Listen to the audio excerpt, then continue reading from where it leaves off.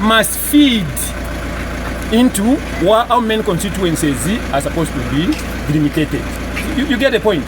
People must submit bachita demand ama constituencies eyo balefwaya elo nomba abantu nga bachita submit ama constituencies eyo balefwaya elo nomba fili nomba efyachita feed muma namba ya constituencies eyo bengatita delimited chalo chonse. So the process in 2019 was very straightforward.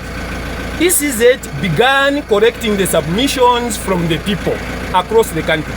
They corrected and prepared a report, which report they submitted to government, so that when government is considering changing the constitution, amending the constitution, they should factor in those submissions from the people already done. Okay? Therefore, the constitution will not be able to cross the number of constituents to be increased. The process today is opposite of what happened in 2019. Instead of beginning to correct submissions from the people, so that the ECZ can now submit to government, so that when government is considering the number of constituencies to be increased, it is looking at the submissions of the people. They did not do that. The question is, where did they get the information to reach on the point, on the decision that only the 70 are supposed to be increased? Where did they get the information? Why should they begin by first seeding the number before you get the submission? Here is an hypothetical question. What if the Zambian people say, okay, we don't need any delimitation, we don't need any constituency increase, or we just need 10? What happens to the system? You get the point? So Zambians through ECZ were supposed to be the ones to say, okay, Mansa District needs 4, Chienge needs what? Oh, Luapula Province in total needs about 8. Baya Central Province in total needs about 7. Baya Kopa Belt needs about 10. Baya Lusaka needs about 13. They go through all the provinces and then correct and then add up the numbers of constituencies to be increased. They did not do that. Where they got the 70 from, only 11 knows.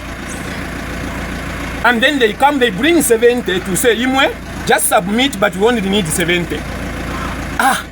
So why are you even collecting the submissions? If the seeding is already there, what is the submission for? As if that is not enough, that representative of the ECZ comes in and says, even if you submit that we need 1 as Mansa, it can either be accepted or denied. You know why she said that? Because the seeding is there.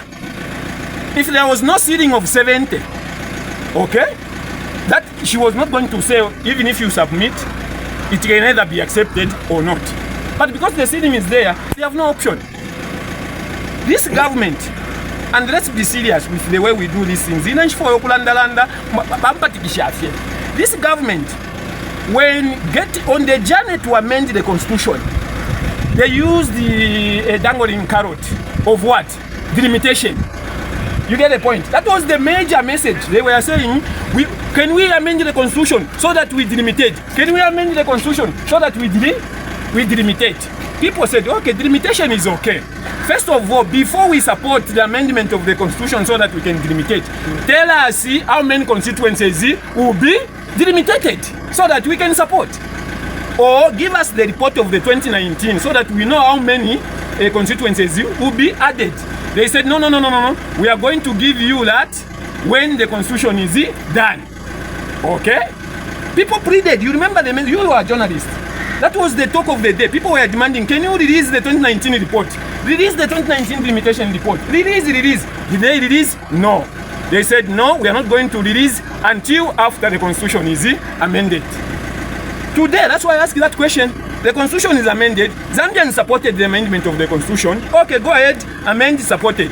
Give us now the delimitation report of 2019. Did you hear what she says? The commission today tells us that the delimitation report of 2019 is null and void. What we are doing now is what is going to carry water. So, why were they cheating? Why were they lying? Why did they use the same thing to push the amendment of the constitution? After the amendment of the constitution is done, the same thing they had used to garner support from the people, they are saying it cannot work now. Why? Simply why? This is just a wastage of government resources, wastage of time, wastage of people's time. Because whatever they are going to say here, it's not going to hold water because the seeding is already done. This is as simple as that.